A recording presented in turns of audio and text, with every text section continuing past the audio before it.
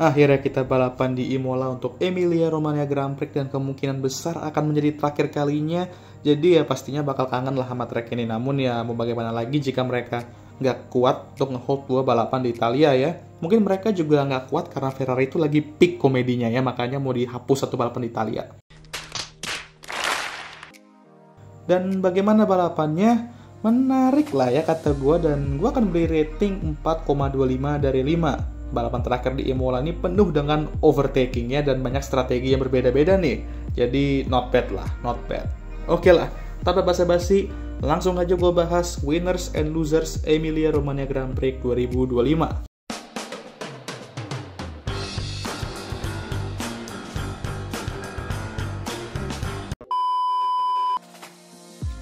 Winner chicken dinner tentu saja akan gue berikan ke tidak lain dari Franz Hermann, maksudnya Max Verstappen ya.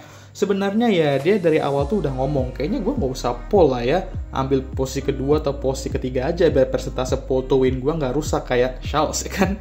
Apalagi Imola bukan track yang bagus untuk pole sitter karena lurusan panjang dan bisa slipstream menuju chicane itu juga. Dan itu yang Max lakukan di start, benar-benar berani kayak Max Verstappen pada umumnya dan mengambil sisi luar ke dalam di chicane tersebut dan menyalip Oscar. Dan ya Oscar tahu Max akan melakukan manuver itu, jadi dia coba main long game, jadi nggak terlalu maksa untuk mempertahankan lead-nya ya, dimana dia berharap ban Max tuh cepat habis dan dia bisa manfaatin itu untuk nyalip. Tapi Max mampu menjaga bannya dengan baik, lalu memanfaatkan virtual safety car dengan baik untuk mempertahankan pimpinan jauhnya dan berhasil memenangkan balapan keduanya. Sepertinya update baru Red Bull mulai bekerja dan Max mulai nyaman dengan mobilnya, tapi ya kasusnya sih seperti itu ya. Dia tuh kayak di Jumat mungkin agak kurang, Sabtu lumayan, Minggunya bagus. Kayak gitu aja patternnya kalau gue lihat-lihat ya. Tapi ngomong-ngomong soal pattern ya, disinilah dimana track berikutnya, Monaco, itu Red Bull mungkin bakal struggle ya dengan tikungan-tikungan slow-nya. Dan kalau ngomongin pattern tadi, Max musim ini dia tuh kalau kayak habis menang, next race itu selalu struggling parah kayak pas dia menang di Jepang, terus kesulitan di Bahrain. Akankah itu terjadi lagi? Entahlah. Tapi kongres untuk Max dan Red Bull yang berhasil menang di balapan ke-400 mereka di F1. Dan oh ya, gue suka banget sama font racing number mereka di sini ya yang bernuansa awal-awal 2010-an. Jadi kangen F1 era itu pas awal-awal gue nonton ya kan. We don't care. Let me tell you, we don't care. Booyah kedua akan gue berikan ke Alex Albon di Williams-nya. Dia juga merupakan salah satu pembalap yang go long di awal dan memanfaatkan itu dengan baik dan mampu berada di depan Ferrari, Mercedes, dan kawan-kawan. Sehingga dia bahkan tuh sempat berada di posisi ketiga di satu titik. Dan mencium bau podium juga gue sempet tuh kan. Tapi sayangnya kita tetap harus sadar diri dan Williams tuh bisa di top 15 aja udah bagus banget ya.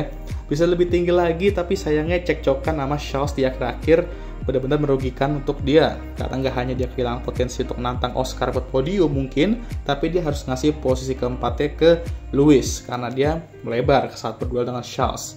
Tapi ya duel itu benar-benar epic sih dan gue salut sama Charles yang selalu memberikan kita duel bagaikan warrior ya. Tapi untuk Alex, selamat lagi-lagi finish di top 5 dan lama-lama bisa jadi best of the rest di gue lihat ya. Dan bisa aja mengalahkan salah satu pembalap Ferrari di standings nih. Atau bayangin aja dah, dia berhasil finish di depan 2 Ferrari akhir musim nanti. Gelo, bayangin aja dulu. Santai dong, santai. Booyah ketiga akan gue berikan ke tuan rumah ya, Ferrari. Oke lah, sebenarnya gue nyaris naruh mereka di segmen nice try setelah melihat quali mereka kayak gimana dengan 2 mobil nggak tembus Q3. Tapi gue sebenarnya cukup pede mereka bisa comeback di race karena race pace mereka di long run FP2 kemarin itu cukup oke dan bahkan yang terbaik kedua. Dan terbukti di balapan ini meskipun dengan drama virtual safety car dan mungkin susah nyalip juga, Lewis berhasil memanfaatkan ban barunya di akhir-akhir untuk naik ke posisi keempat dan nyaris podium juga sebenarnya kalau ada 2 atau 3 lap lagi ya. Sementara Charles, seperti yang gue bilang tadi, benar-benar mengeluarkan jiwa warriornya dan bertahan di posisi ke-6 dengan ban lama dan berduel dengan Alex Albon. Jadi ada yang bisa dibanggakan lah oleh para tifosi di balapan ini, dan jika mereka bisa memperbaiki one lap pace mereka dan mengembangkan sedikit race pace mereka yang sekarang, bisalah bertarung untuk podium di beberapa balapan. Next Monaco, dan gue punya feeling mereka bisa bagus di situ. Ya semoga aja, dan jangan sampai gue ngejinx mereka kayak gue ngejinx mereka bakal jadi juara dunia musim ini. Lumayan lah ya tifosi, nggak ke Goa dulu karena hasil balapan kalian cukup oke lah dan masih bisa masuk ke list pemenang ya. naik banyak posisi dan berhasil mengalahkan Mercedes dan Williams. Not bad. Oke, sekarang kita ke para NT-NT-nya nih ya. Dari pertama gue akan berikan ke Aston Martin. Oke lah, mereka bisa bawa 2 mobil mereka ke Q3 untuk pertama kalinya musim ini, itu juga cukup mengejutkan dan gue sempet kayak wow, keren ya.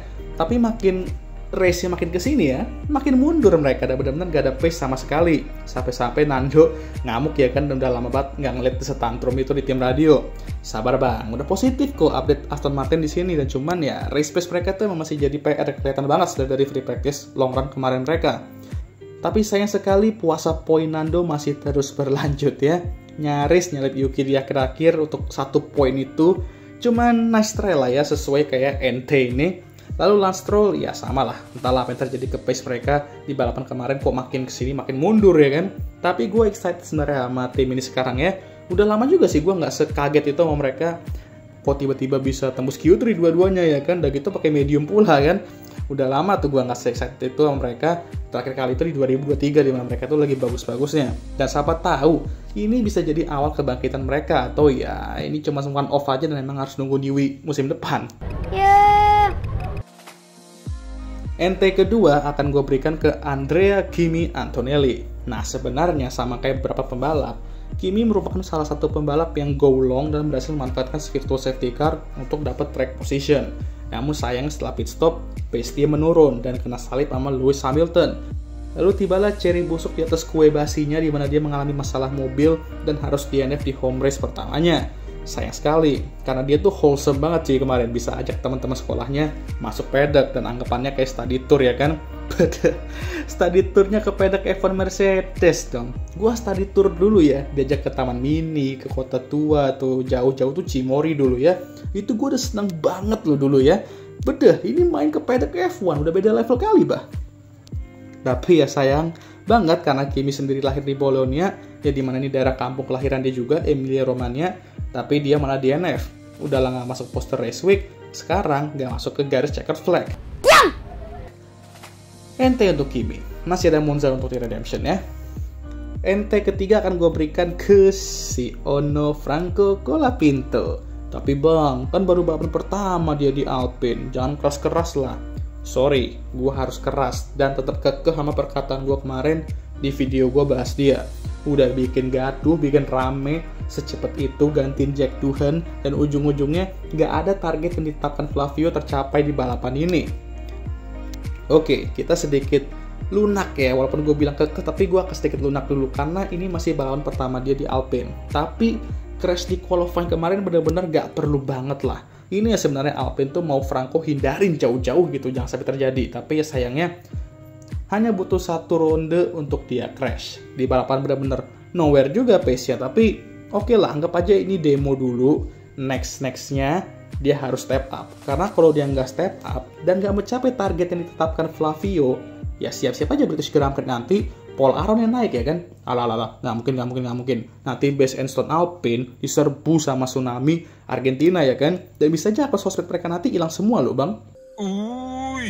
Mengerikan. Ya benar juga sih ya. Benar-benar weekend yang terbuang lagi-lagi begitu aja untuk Alpine ya. Yang sebenarnya di mana mereka tuh bisa dapat poin kecil mungkin dengan Pierre, tapi ya endingnya malah mengenaskan. Dan mereka juga finish jauh di belakang. Oke lah, sekian video kali ini. Gimana menurut kalian? Balapannya cukup seru lah yang menurut gue ya. Seru dan lumayan menegangkan juga di akhir-akhir. Tapi ya beberapa pembalap sayang banget kena dampak dari virtual safety car dan safety car itu. Tapi ya intinya gitulah ya, jangan lupa like, subscribe agar gue bisa tembus 10k sub sebelum akhir tahun ini. Share video ini dan jangan lupa juga untuk menyalakan lonceng notifikasi agar kalian semua tahu ketika gue ngupload video baru. Jangan lupa juga untuk follow Instagram gue. Oke, udah malam, udah lelah juga. Seperti biasa videonya akan tutup oleh I'm Emma Watson, thank you for watching.